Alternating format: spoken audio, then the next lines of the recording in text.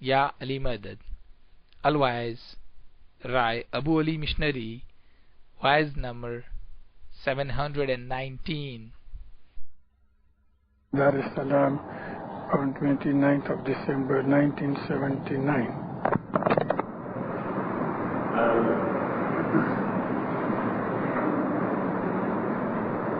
وزیر وراثت ماں چھوڑو مارا منیورو ان ست چھوڑے پت جائے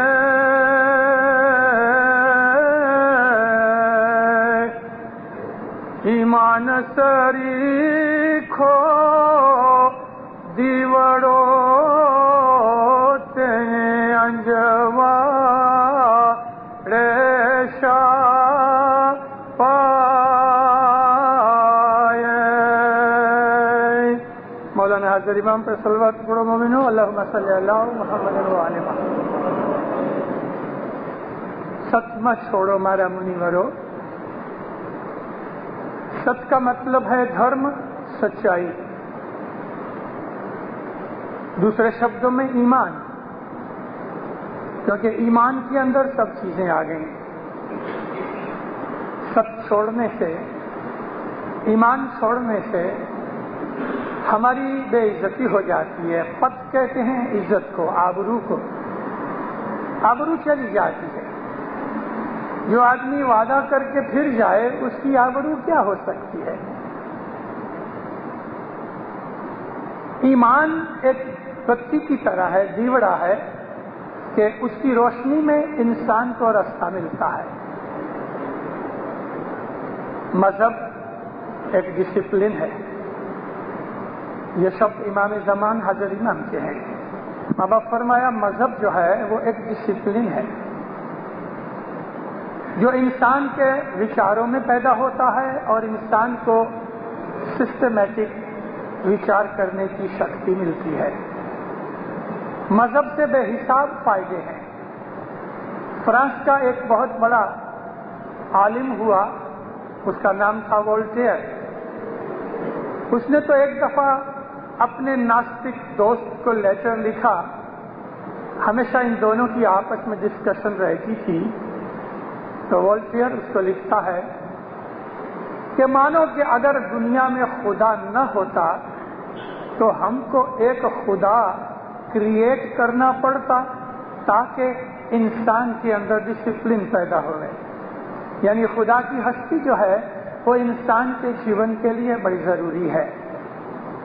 اور یہی چیز مذہب ہے. مذہب کیا کہتے ہیں؟ وہ چیز کہ جس پہ انسان کا اعتقاد اور ایمان ہوئے. مولانا حضرت امام کے فرمانوں میں آپ نے سنا کہ امام نے لندن کے اندر فرمایا کہ تم اپنے مذہب کے اوپر مستقیم رہو. مولانا حضرت امام فرمایا کہ تم آپس کے اندر صلاح سمجھ سے رہو. مولانا حضرت امام فرمایا کہ تم جماعت کی خوب سیوا کرو. مولانا حضرت امام فرمایا کہ تم اپنے باپ دادا کی پرانالیکا کے اوپر مستقیم رہو. اور آج اور اس کے بعد کی جو دوسری میری واز، یہ دونوں واضیں اس پرانالیکا کے اوپر ہیں. پرانالیکا انگلش میں اس کو ٹریڈیشن کہتے ہیں اور اردو زبان کے اندر ہم روایات کہتے ہیں. روایات پلورل ہے اور اس کا سنگولر روایت. جیسے کہ ہم مسلمانوں کے منہ سے سنتے ہیں، رسول اللہ سے روایت ہے کہ جب کھانا کھانے بیٹھو تو ہاتھ دھو لیا کرو. اس حدیث کو حضرت امام نے بھی ایک فرمان کے اندر پیش کیا ہے. روایات ہماری یعنی پرنالی کا دو قسم کی ہیں، ایک مذہبی دھارمک اور دوسری سماجی.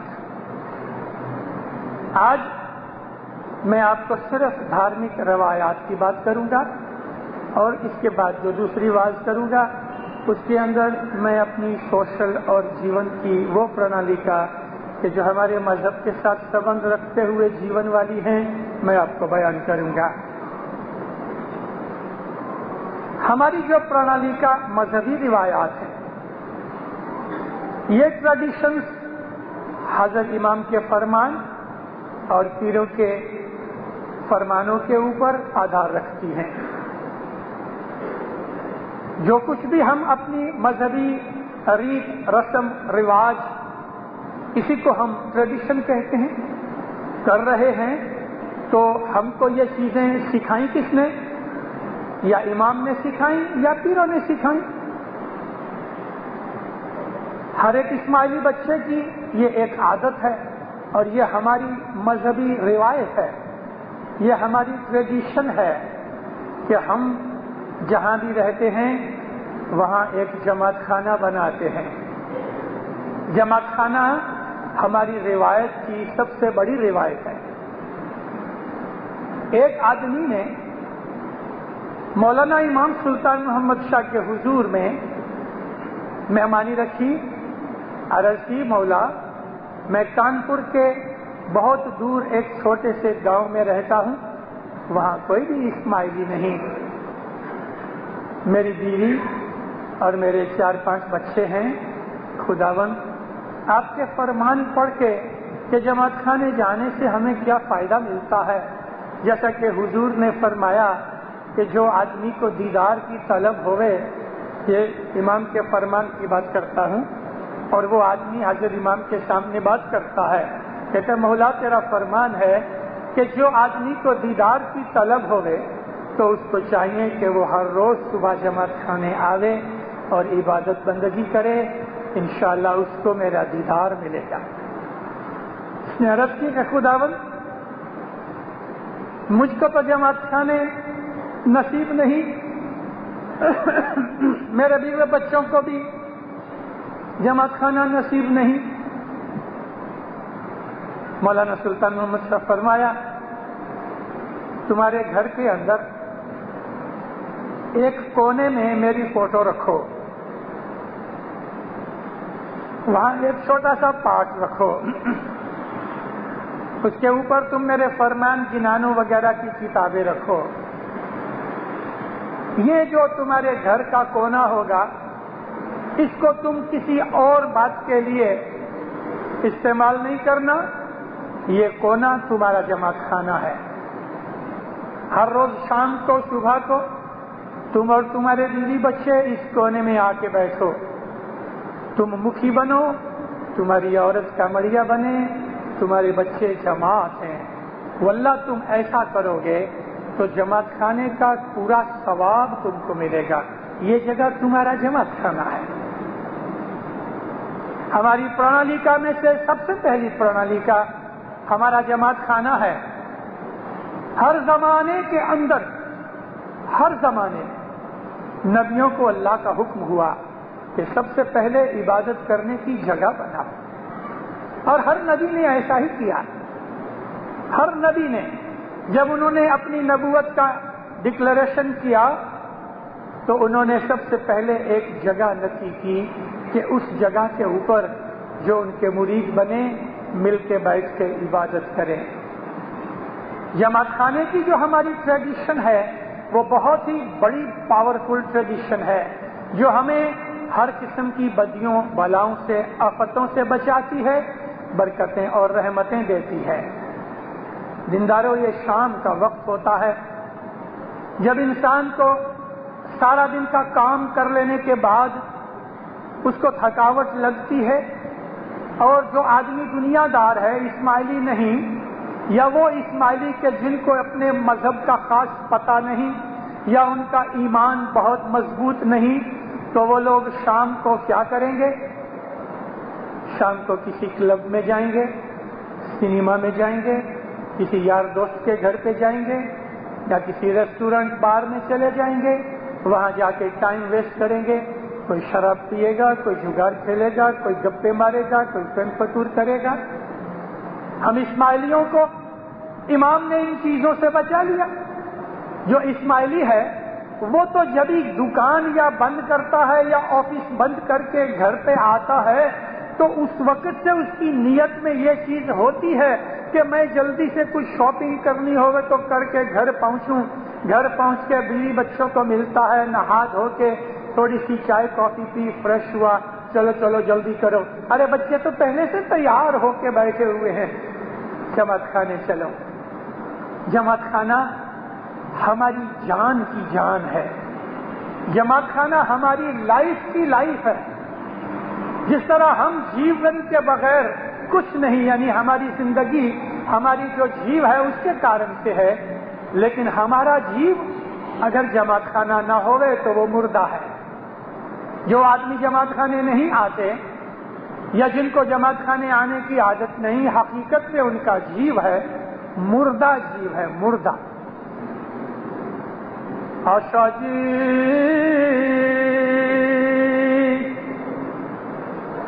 دھرمی تھئی دھرم سرا نہیں آوے، انگت ماہے حال نہ گزارے جی، ہاتھ پگ تینا واڈھیلے سے جیوڑو کرے رے پکار، ہری انت انت ہری انت جو سوامی شاہ انت جو انت مولا جانے جی۔ پھر حسن کبیر نے فرمایا تم نے ایمان لیا، مذہب اختیار کیا، مولا کی بیعت کی، راضی خوشی سے میرے مرید بنے، اور پھر تم جماعت خانے نہیں آؤ؟ دھرمی تھئی دھرم اختیار کر کے دھرم سرا نہیں آوے۔ دھرم سرا کون سا؟ جماعت خانہ دھرم سرا ہے۔ ہم پنجاب کے جو اسماعیلی آج سے 60 برس پہلے گپتی تھے، ہم اپنے جماعت خانوں کو دھرم سرا کہتے تھے۔ پنجاب میں 1 لاکھ گپتی تھا، امام سلطان محمد شاہ کے حکم سے 40,000 آدمی ظاہر ہوئے، باقی 60,000 گپتی رہ گئے، اب وہ 60,000 چھن بن ہو گئے۔ اس وقت ہم دھرم سرا کہتے تھے جماعت خانے کو، تو جماعت خانہ ہے وہ دھرم سرا ہے۔ جو ادھر نہیں آتا پھر حسن کبیر دین فرمایا اس کے ہاتھ پاؤں کاٹے جائیں گے۔ ہاتھ پاؤں کو چھری سے نہیں کاٹے جائیں گے۔ ہاتھ پاؤں کاٹنے کا کیا مطلب؟ اس کے پاؤں گناہ کی جگہوں پہ جائیں گے، اس کے ہاتھوں سے بدیاں برائیاں ہوئیں گی۔ جو جماعت خانے نہیں آئے گا تو وہ کدھر نہ کدھر کوئی فین فطور کی جگہ پہ جائے گا، کلب میں جائے گا، سنیما میں جائے گا، یاروں دوستوں میں جائے گا، کوئی اور خراب جگہ کے اوپر جائے گا۔ بہت تھوڑے ایسے آدمی ہوئیں گے کہ جو کسی جگہ نہ جائیں تو گھر میں بیٹھے رہیں گے۔ تو گھر میں بیٹھ کے بھی وہ کیا کرے گا؟ تو بندگی عبادت تو نہیں کرے گا۔ اگر مانو ایسا کوئی آدمی بیمار ہے، اشخص ہے، آدمی مجبور ہو گیا اور اس وجہ سے وہ جماعت خانے نہیں آ سکا، تو مولا اس بات کو جانتا ہے۔ ہماری نیت جماعت خانے آنے کی ہر روز ہونی چاہیے، اور اس میں خاص طور پہ دینداروں، بچوں کو چھوٹی عمر سے جماعت خانے آنے کی عادت ڈالو۔ اگر مات پتا جماعت خانے نہیں آئیں گے تو بچے کیسے آئیں گے؟ بچے تو ہم کو بڑوں کو دیکھ کے سیکھتے ہیں، اور اسی لیے امام فرمایا کہ تمہارے باپ دادا کی جو پرانالیکا ہے اس کے اوپر عمل کرو۔ باپ دادا جماعت خانے جاتے ہیں، بچے بھی جاتے ہیں۔ جن کے ماں باپ روز جماعت خانے جاتے ہیں ان کے بچے ماں باپ سے پہلے تیار ہو جاتے ہیں جماعت خانے آنے کے لیے، بلکہ اوپر کہتے رہتے ہیں ممی پاپا جلدی کرو دیری ہوتی ہے۔ بچوں کے دل کے اندر اس طرح ہم ایمان کی بنیاد ڈالتے ہیں۔ ہماری سب سے پہلی پرانالیکا جماعت خانہ ہے، اور دینداروں جتنا بڑا ہم کو عوض سمیع سانجھ کے وقت جماعت خانے آنے سے ملتا ہے، ایسا ہی بلکہ اس سے بھی زیادہ عوض ہم کو صبح کی جماعت خانے کی حاضری میں ملتا ہے۔ مولا کے فرمان میں ہے کہ تم کو اگر میرا دیدار چاہیے روز صبح جماعت خانے آؤ۔ انسان ہے، مجبور ہو گیا، تھک گیا، کوئی کارن ہو گیا اور بات ہے، وگرنہ ہر آدمی کے اوپر فرض ہے۔ ہم لوگ جتنے یہاں بیٹھے ہوئے ہیں، جتنے میری اس وقت آواز سن رہے ہیں، سب نے بیعت کی ہے نا؟ یہ بچوں نے بھی کی ہے۔ جب ہم چھٹی منڈاتے ہیں تو مکھی کے پاس لے کے ہم پہلے اس کے بیعت کراتے ہیں حاضر امام کی۔ بچوں نے بھی بیعت کی ہوئی ہے، ہم سب نے حضرت امام کی بیعت کی ہے اور ہم سب نے پرومس کیا ہے کہ یا مولا تم ہمارے مالک ہو، ہم تمہارے داس ہیں، ہم تمہارے روحانی بچے ہیں، تمہارے غلام ہیں، یا مولا ہم تیرا حکم مانیں گے، تم ہمارا ہاتھ پکڑنا، ہم نے وعدہ کیا ہے۔ تو اس وعدے کے اندر کہ جس نے ہم نے کوئی زبردستی سے نہیں، کسی کے کہنے سے نہیں، راضی خوشی سے حضرت امام کی ہم نے بیعت کی ہوئی ہے، ہم نے راضی خوشی سے حضرت امام کا فرمان ماننے کے لیے پرومس کیا ہے۔ تو حضرت امام اگر یہ فرماتا ہے کہ روز شام کو جماعت خانے آیا کرو، تو کیوں ہم روز جماعت خانے نہ آئیں؟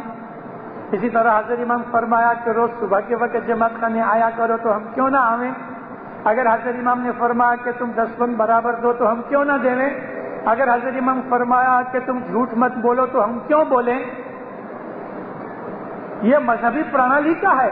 پرانالی کا کیا ہے؟ ہماری روایت جس کے اوپر باپ دادا چلے اور بچے ان کو دیکھ کے چلے، وہ ٹریڈیشن ہو جاتی ہے۔ حضرت امام کے فرمانوں سے ٹریڈیشن نکلی۔ ٹریڈیشن کیا ہے؟ مذہب کے اوپر چلنے کے رستے جو ہیں اس کا نام ٹریڈیشن ہے۔ تو جماعت خانہ ہماری ٹریڈیشن میں سب سے پہلی ٹریڈیشن ہے۔ اسماعیلی جہاں بھی جاتے ہیں سب سے پہلے ان کو جماعت خانہ چاہیے۔ میں نے آپ کو ایک جگہ کہا ہے اسی ویک میں کہ 7-8 سال ہوئے کینیڈا کے اندر جماعت کی وساحت ہوئی۔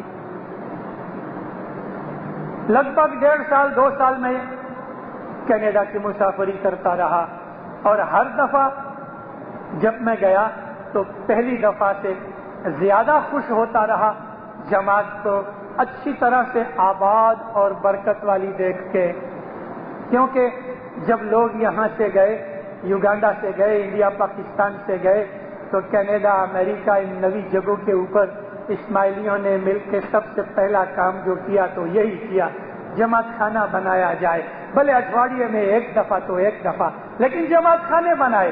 اور یہ جماعت خانوں کی برکت ہے کہ ان بچوں کو جو جوان بچے ہیں سیوا کرنے کا چانس لگا۔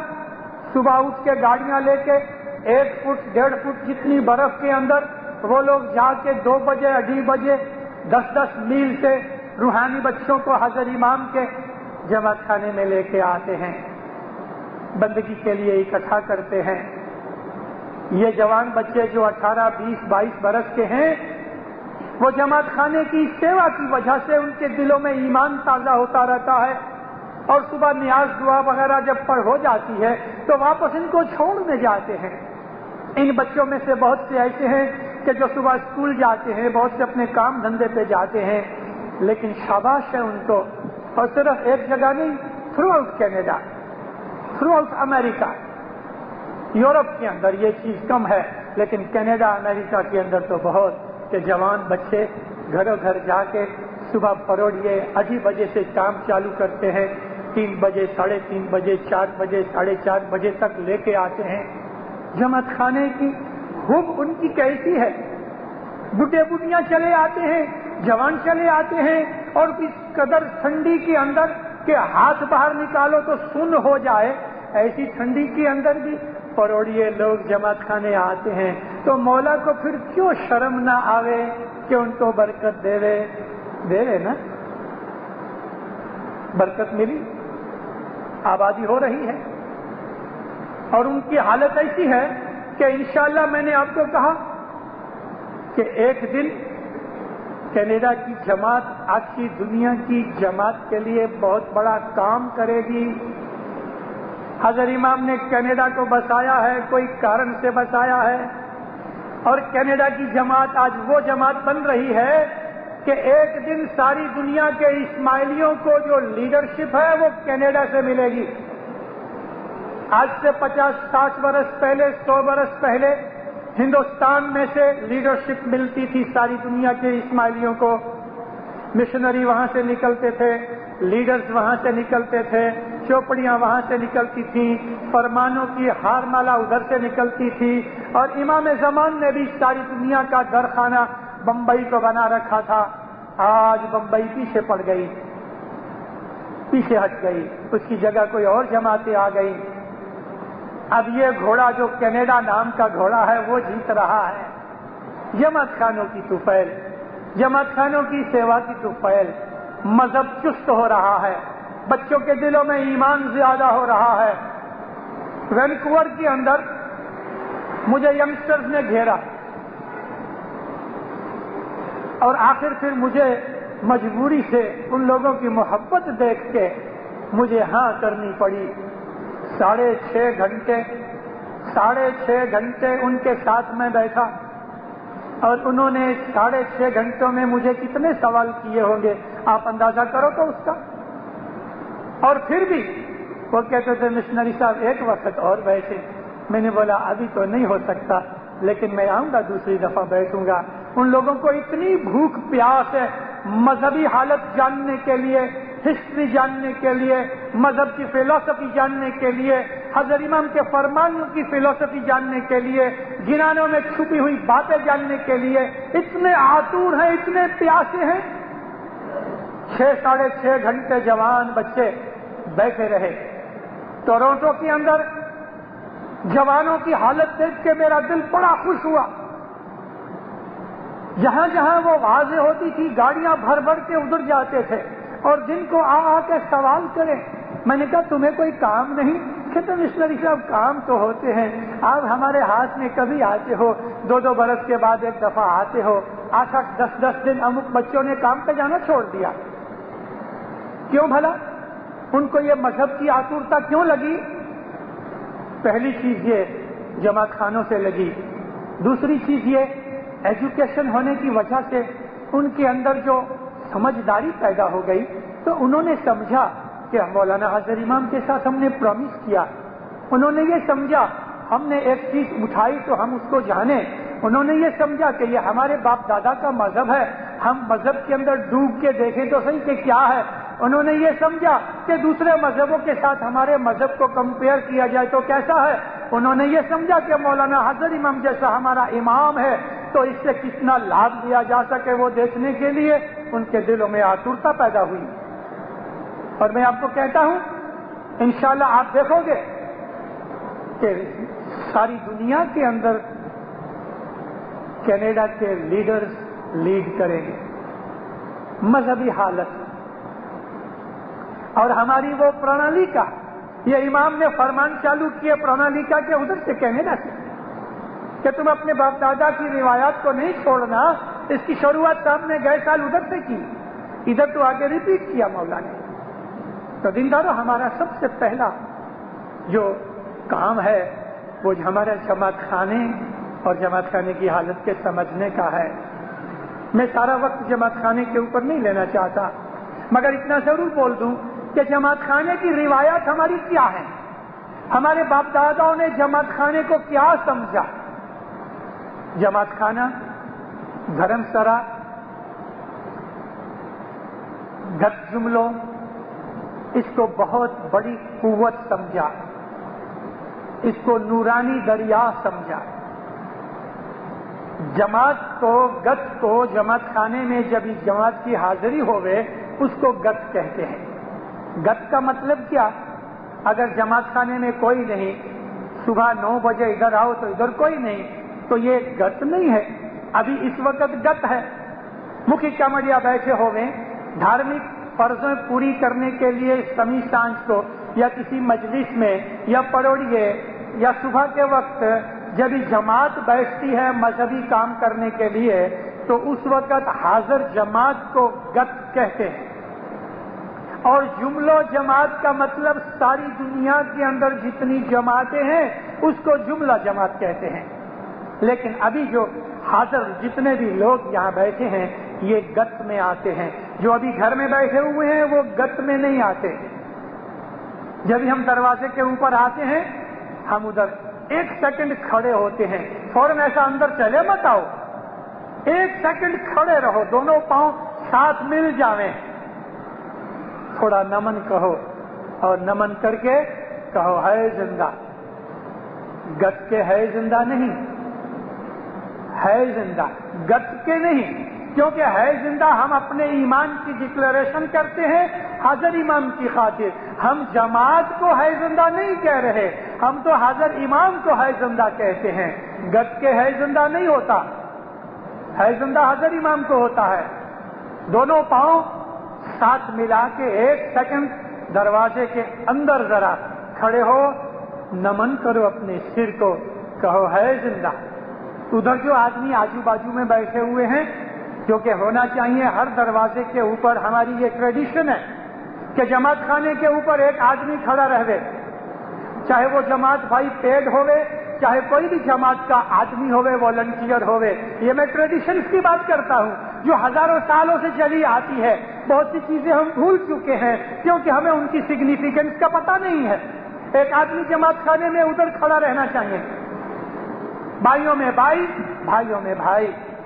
جو مومن آتے ہیں اور وہ ڈکلیئر کرتے ہیں ہے زندہ, اس کا فرض یہ ہے کہ وہ جواب دے گئے قائم پایا, قائم پایا, قائم پایا.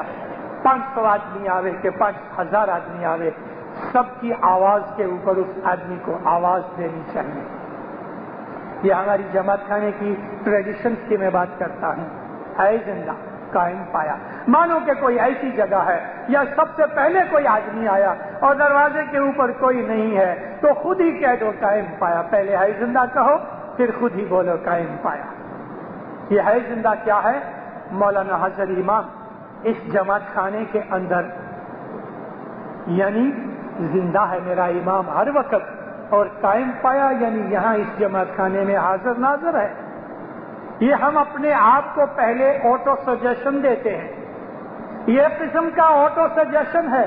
میں اپنے آپ کو خود کو کہہ رہا ہوں کہ میں جماعت خانے میں آیا ہوں, میرا امام ہمیشہ زندہ ہے اور اس جماعت خانے کے اندر حاضر موجود بیٹھا ہے. تو جب میں ایسا مانوں کہ مولانا حضر امام یہاں جماعت خانے میں حاضر بیٹھا ہے, موجود بیٹھا ہے, تو پھر میرے کو جماعت خانے میں کیسے بیہیو کرنا چاہیے؟ آپ بتاؤ. اگر حضر امام ظاہر خانے بیٹھا ہے اور حضر امام نورانی حالت میں بیٹھا ہے, میں تو یہ کہتا ہوں کہ ظاہر خانے سے نورانی حالت زیادہ اتم ہے. حضر امام تو ہر جگہ ظاہر میں نہیں ہوتا, لیکن باطن میں ہر وقت موجود ہے اور یہاں موجود ہے. میں واعظ کر رہا ہوں, وہ سن رہا ہے, وہ دیکھ رہا ہے, آپ کو دیکھ رہا ہے, مجھ کو دیکھ رہا ہے. تھوڑے آدمی ہیں جو حضرت امام کو دیکھتے ہیں, وہ تو ہمیں دیکھتا ہے, لیکن آپ دیکھتے ہو اس کو؟ دیکھا ہے کبھی حضرت امام کو جماعت خانے میں؟ کبھی یہ سوچا ہے آپ نے کہ جماعت خانے کے اندر حضرت امام ہے؟ اور اگر ہے تو کبھی آپ کو ایسا دل میں ہوا یا مولا تیرا فرمان ہے کہ میں جماعت خانے میں ہر وقت حاضر ناظر بیٹھا ہوں, تو کیوں تو مجھے کبھی نظر نہیں آیا؟ ایسا کبھی دل میں آیا؟ ہماری ٹریڈیشن ہے یہ.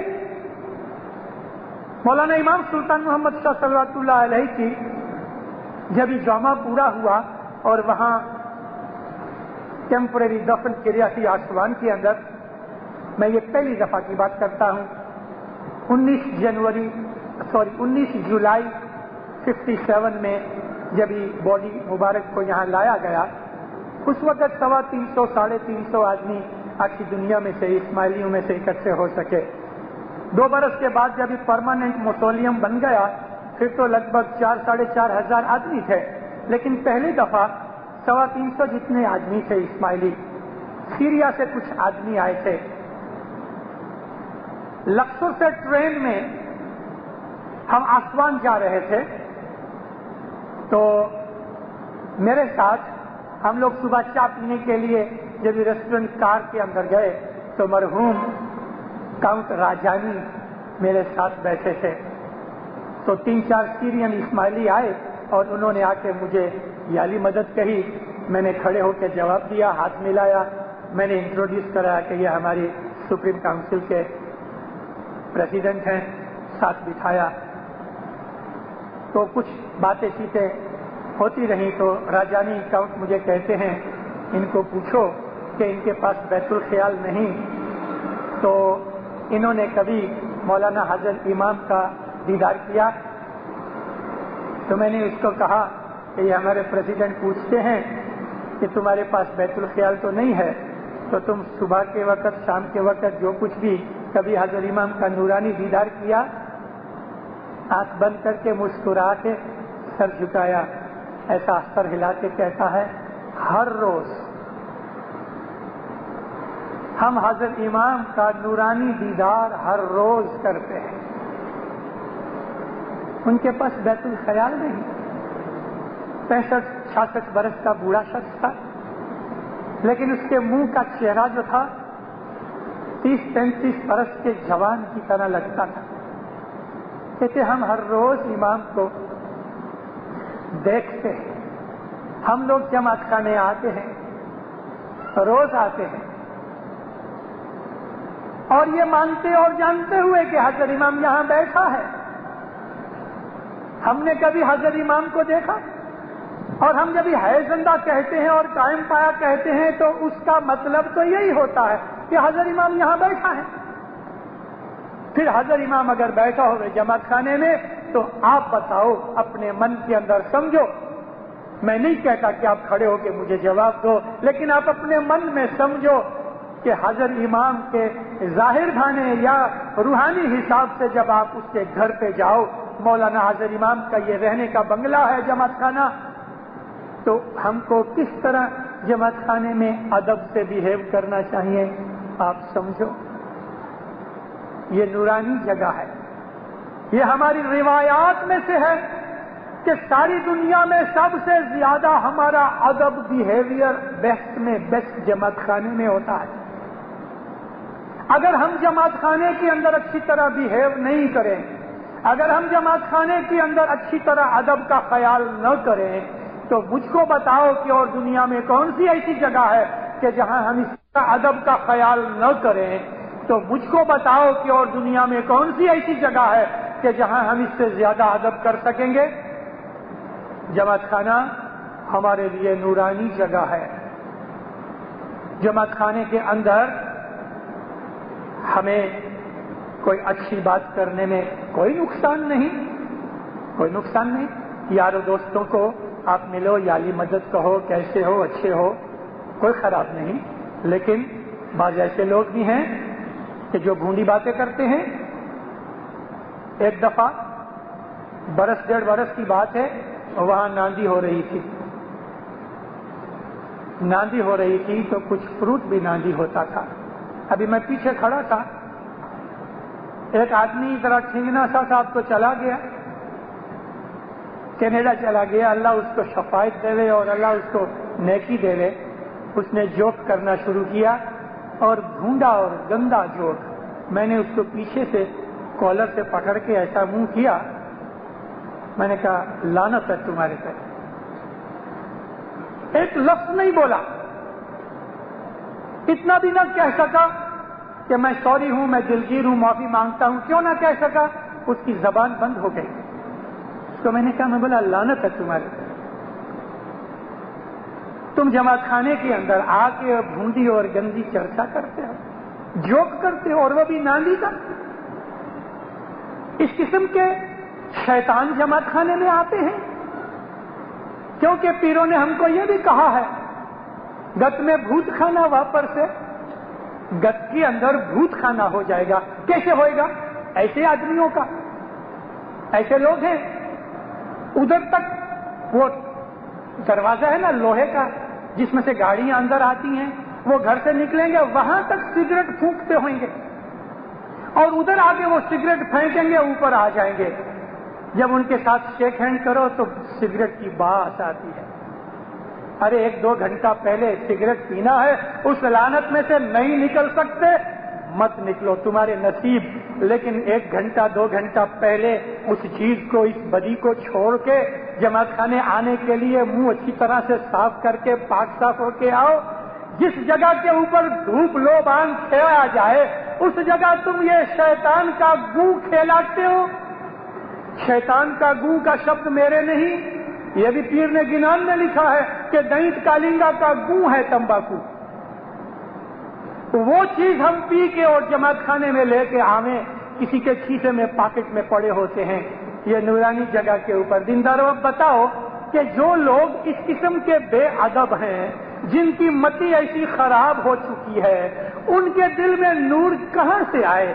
उनको कहां से इमाम नजर आएगा? उनकी दिल की आंखें तो बंद हो चुकी हैं, जाहिर की आंखें भी बंद हो चुकी हैं।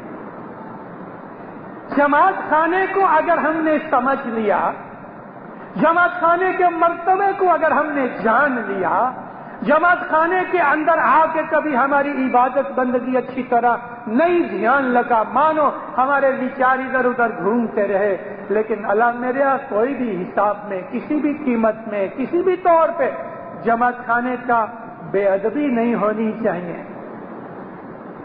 कभी आपने बेअदबी न की तो भी आपको खुदावंद उसका एवज देगा, लेकिन इबादत बंदगी करने के बाद भी जो आदमी बेअदबी करता है उसकी बंदगी इबादत जल जाती है।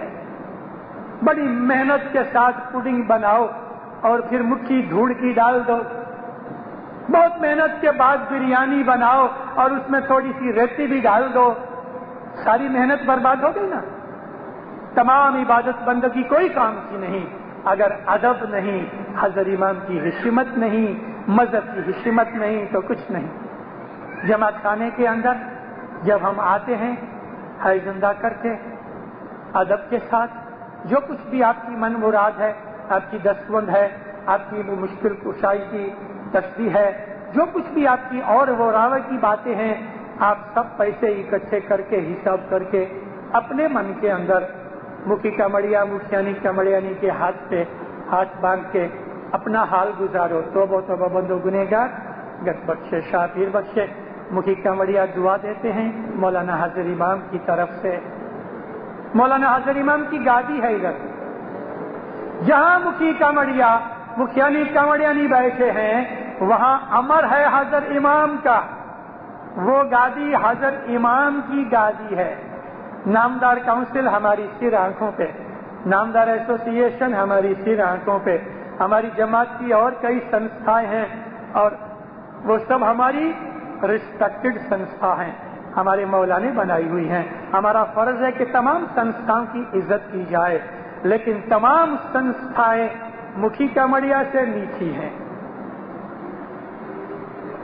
नामदार काउंसिल जो है, काउंसिल के हॉल में मीटिंग भरी जाती होवे, उसके लिए साहब का ये फरमान नहीं है कि काउंसिल जो है वो मेरा मकान है और मेरा घर है और मेरी गादी है। काउंसिल के अंदर हमारे गुनाह मुआफ नहीं होते, काउंसिल में हम लोग छांटे नहीं लेते। वो तो हमारी एडमिनिस्ट्रेटिव बॉडी है। उसकी मैं बात उस प्रणालिका में करूंगा कि जब मैं सोशल और दुनियावी प्रणालिका की बात करूंगा। मजहबी प्रणालिका ट्रेडिशंस के अंदर मुखी कामड़िया जो है वो हाजिर इमाम की इमामत और पीर के जौमे के हिसाब से उनके वकील हैं। मुखी कामड़िया का हुक्म जब वो गादी के ऊपर बैठे होते हैं वो हाजिर इमाम का हुक्म है। मुखी कामड़िया की जिसने बेइज्जती की उसने हाजिर इमाम की बेइज्जती की। मुखी कामड़िया को जिसने दुख दिया उसने हाजिर इमाम को दुख दिया। इसी तरह से मुखी कामड़िया के ऊपर भी इमाम ने फर्ज डाले हैं कि तुम्हारे ऊपर ये फर्ज है कि तुम मेरे वकील हो, मेरे नौकर हो। जमात का ध्यान रखने के लिए, जमात का भला होवे, जमात में मजहब फैले, जमात में ईमान ज्यादा होवे, जमात में प्रेम पैदा होवे, जमात में गिनान गोष्ठी होवे, जमात के अंदर वाज नसीहत होवे, जमात के अंदर धार्मिक क्रियाक्रम होवे। जो आदमी जमात में नहीं आता, मुखी कामड़िया पे फर्ज डाला गया इमाम की तरफ से कि वो उसको पूछें कि भाई क्यों तुम जमात खाने नहीं आते। सब फरमाया अगर बन सके तो मुखी कामड़िया उसके घर जाके पूछे, भाई तुम जमात खाने क्यों नहीं आते, क्या कुछ मन दुख है। जिस तरह जमात के ऊपर ये कहा गया कि जमात का फर्ज है कि मुखी कामड़िया की इज्जत करे, इसी तरह से मुखी कामड़िया के ऊपर कहा गया कि वो धर्म फैलावे, मजहब का फैलावा करे, मजहब का जोश पैदा करे, जिससे बच्चों का ईमान ताजा होवे, रूहानी बच्चों के दिल में हाजिर इमाम की मोहब्बत ज्यादा होवे, मुखी कामड़िया जमात को ज्यादा से ज्यादा लाभ देवे। ये बात है क्योंकि हाजिर इमाम जितना जमात को प्यार करता है इतना वो दुनिया में किसी को प्यार नहीं करता। मौलाना हाजिर इमाम ऑस्ट्रेलिया जाते थे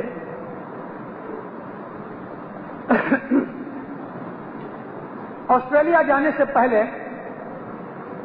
صاحب جب پیرس میں سے اپنے خود کے پلین میں نکلے، ابھی وہ پلین دنیا کا کوئی بھی بڑے سے بڑا پلین بھی پیرس سے آسٹریلیا تک ایک ہی فلائٹ میں نہیں جا سکتا، تو حضرت امام کو بھی رستے میں 2 جگہ ریفیولنگ کرنی پڑی۔ ایک ریفیولنگ کا پوائنٹ پینانگ آیا، کوالالمپور سے 150 مائل اوپر پینانگ ہے ملیشیا میں۔ ابھی کسی کو پتا نہیں تھا، لیکن یہ پلان پہلے سے 10 دن پہلے سے ریلیز ہوا، اور ایئرپورٹ کے جو آدمی تھے ان کو ہی صرف خبر تھی کہ فلانی تاریخ کو یہ نمبر کا پلین ادھر آ کے ریفیول کرے گا، اس کی پرمیشن بھی چاہیے، لینڈنگ پرمیشن بھی چاہیے۔ پینانگ کے ایئرپورٹ کے اوپر جو کنٹرول ٹاور ہے اس میں ایک مسلمان، سارا ملیشیا مسلمان ہے، ایک مسلمان بھائی اپنے ملیشیا کی کاؤنسل کا جو پریزیڈنٹ ہے اس کا بہت اچھا دوست۔ تو جب یہ صاحب کا پلین آنے کا ادھر پرمیشن وغیرہ کا سب ٹیلیکس آیا تو اس آدمی نے اسی وقت ٹیلی فون اٹھایا،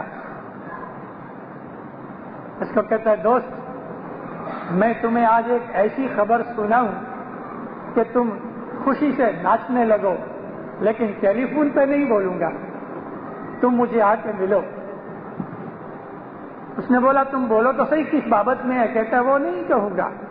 ایسا اس کو دوستی کے حساب سے پریس کیا، پریزیڈنٹ گیا اس کے پاس، اس کو کہا دیکھ پرسوں نامدار آغا خان کا پلین ادھر اترتا ہے اور نامدار آغا خان آسٹریلیا جاتے ہیں۔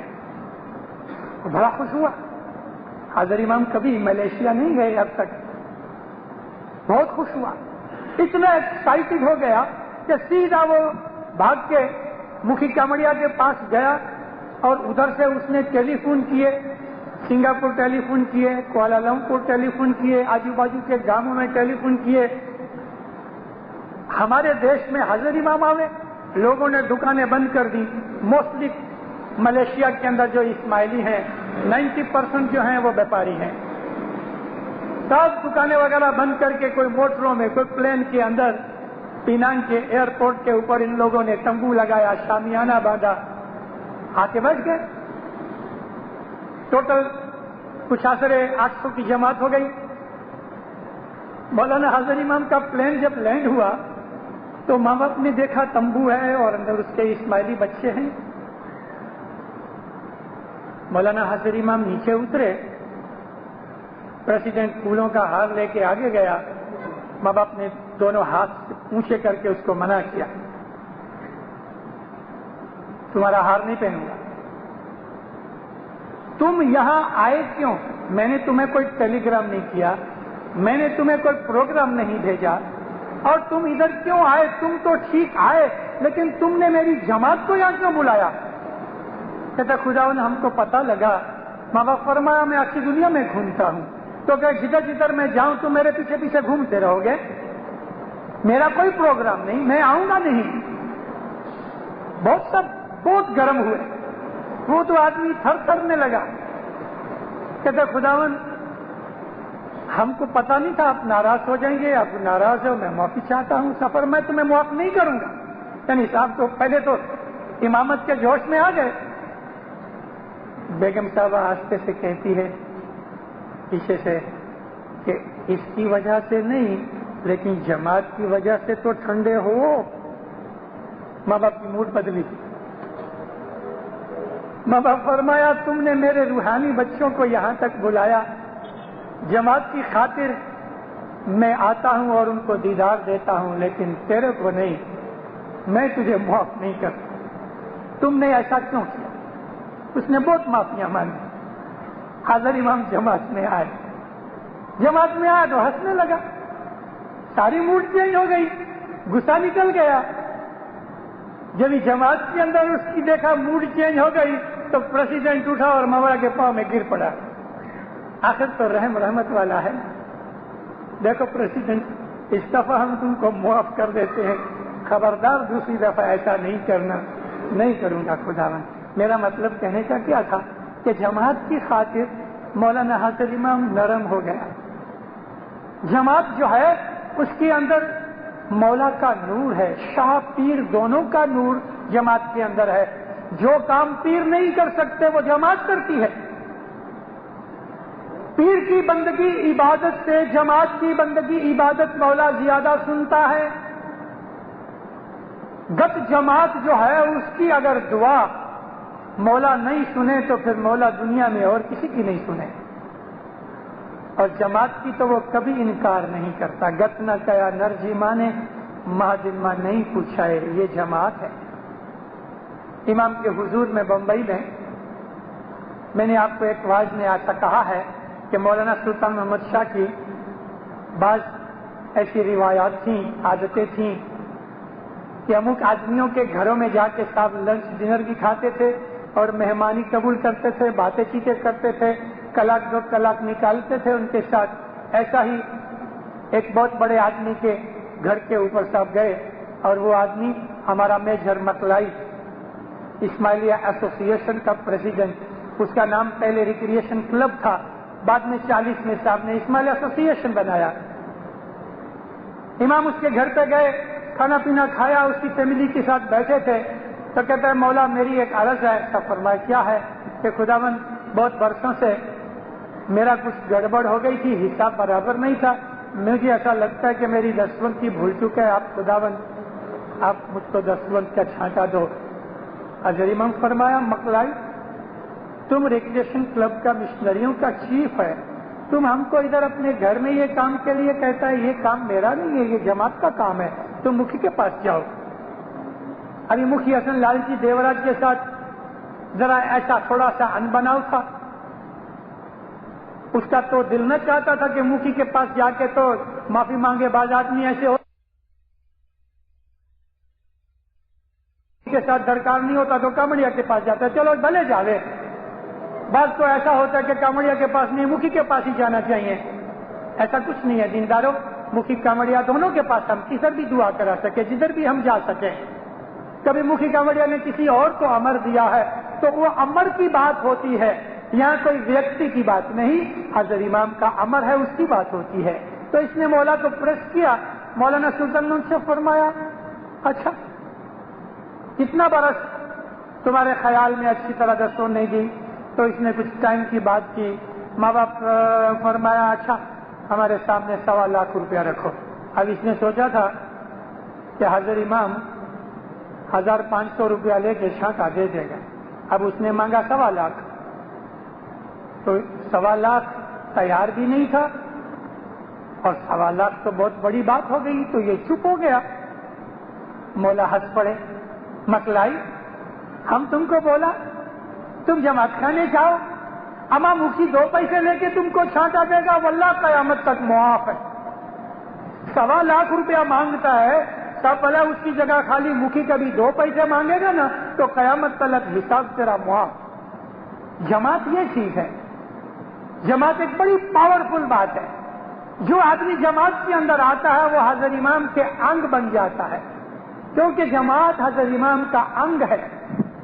مولانا سلطان محمد شاہ نے اس بات کا ایک دفعہ خلاصہ کیا ہے، جماعت سے ہمارو انگ سے، میرا بدن جماعت ہے، مکھی میرا رائٹ ہینڈ ہے، کمڑیا میرا لیفٹ ہینڈ ہے۔ اسی طرح سے جو مکھیانی ہے وہ مکھی کی جگہ پہ آتی ہے نا۔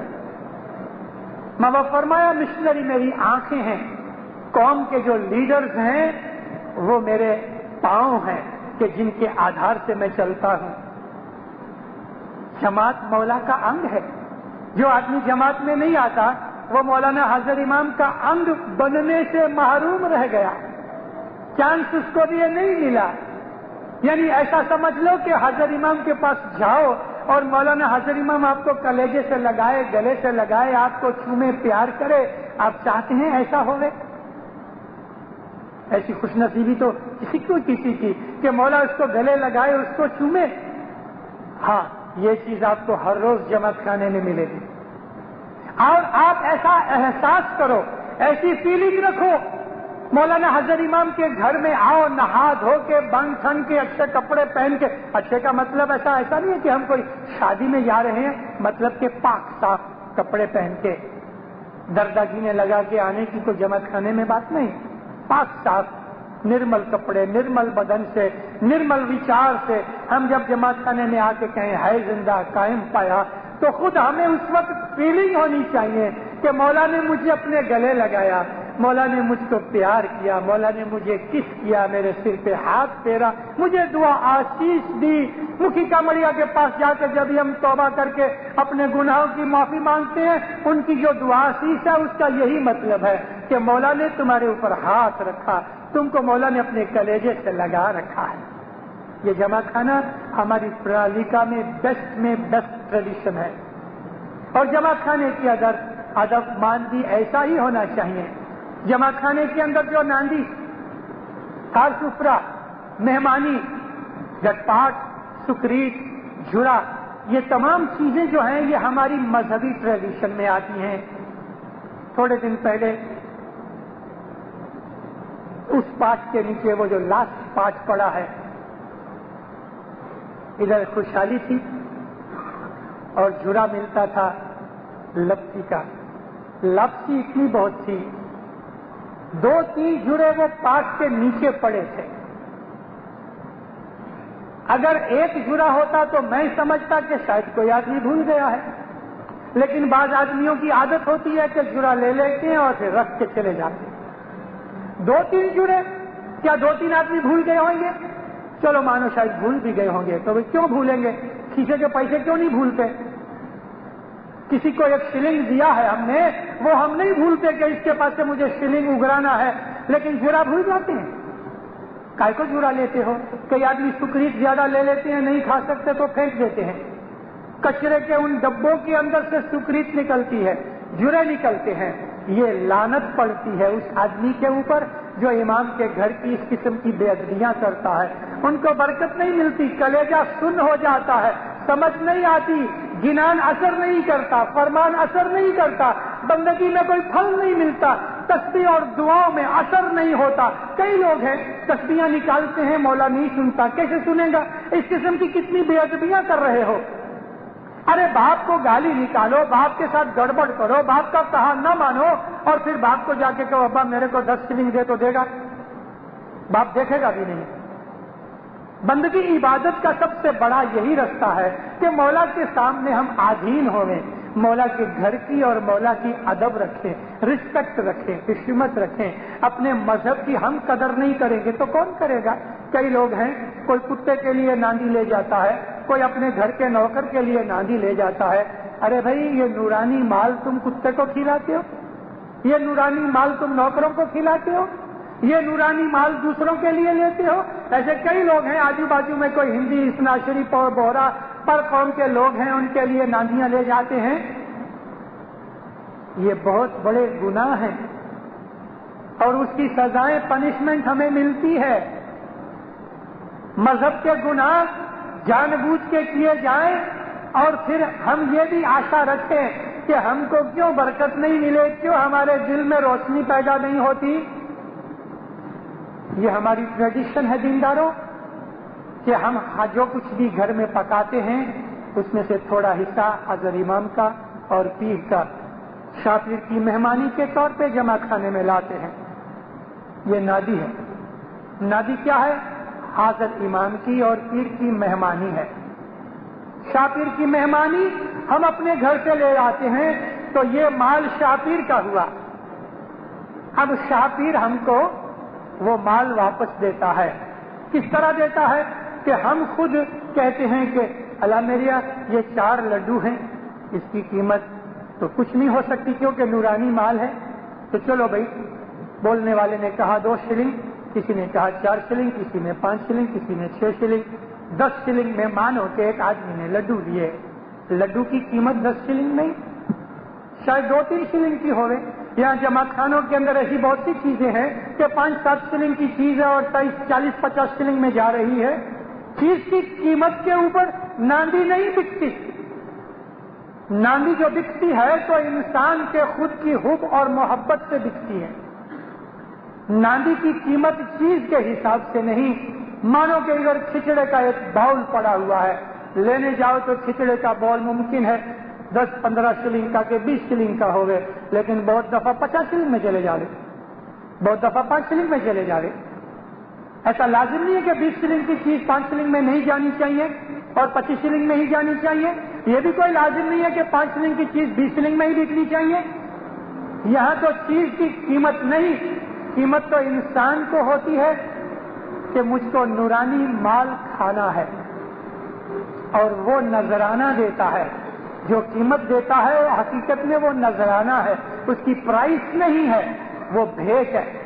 और आगा अली शाह माँ बाप सल्लल्लाहु अलैहि ने फरमाया कि जो आदमी अपने घरों से नांदी लेके आते हैं, मैं उनकी नांदी उनकी दसवन की भूल चूक के अंदर जमे करता हूँ, और जो आदमी नांदी खरीद के जाते हैं, जितने पैसे उन्होंने नांदी में दिए, मैं उतने पैसे दसवंत की भूल चूक में जमे करता हूँ। दसवंत की भूल चूक, मैं इसको रिपीट इसलिए कर रहा हूँ कि ऐसा नहीं समझना दीनदारों कि कोई आदमी की 100 शिलिंग दसवंत होती होवे तो वो 100 शिलिंग या 50 शिलिंग की नांदी ले आवे या 50 शिलिंग की नांदी ले जाए और बाकी समझे कि बाकी के मुझे 50 शिलिंग देने हैं, वो नहीं। दसवंत की आजानी भूल चूक पेटे जमा होते हैं। ये हमारी ट्रेडिशन है दीनदारों कि नांदी की जो चीजें हैं वो शाहपीर का नूरानी माल है, मेहमानी में से निकला, ये पवित्र पाक माल है। इसको अपने घर जाके बाल बच्चों के साथ खाओ।